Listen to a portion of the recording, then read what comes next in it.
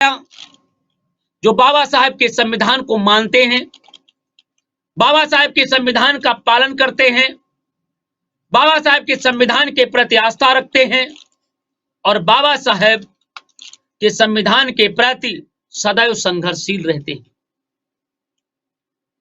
ऐसे लोगों को मैंने बुलाया और लोग आए भी, और जो लोग आए उन्हें धन्यवाद देना चाहूंगा क्योंकि बड़ी मेहनत करके आए थे। तो इस संविधान में लिखा हुआ है, जब पत्रकार का उत्पीड़न होता है, किसान का हो, नौजवान का हो, देश का हर कोने कोने में रहने वाले व्यक्ति के लिए ये आपको इसके किताब के अंदर, भारतीय संविधान के अंदर आपको सब कुछ,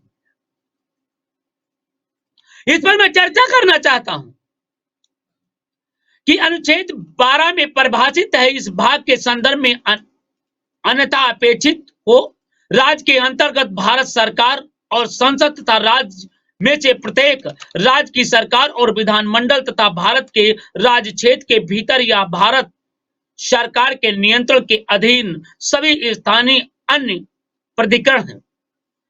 उन्होंने कहा कि जो हमारी सरकारें हैं, चाहे वो राज्य की सरकारें हों, चाहे सांसदें हों, उस सरकार के नियत में रहेंगी और जो उनके अंग हैं उस सरकार के अधीन अस्थ।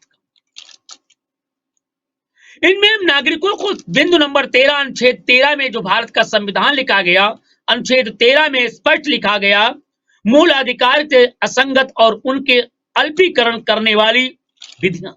इस संविधान के प्रणयन में से ठीक पहले भारत के राज्य क्षेत्र की विस्तृत सभी विधियां उस मात्र तक शून्य होगी जिस तक इस भाग के उपलब्ध असंगत है।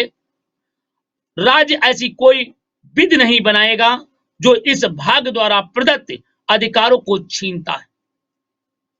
यह काम करती है। अनुच्छेद की कोई बात अनुच्छेद 368 के अधीन किए गए इस संविधान के किसी भी संशोधन को लागू नहीं होगी।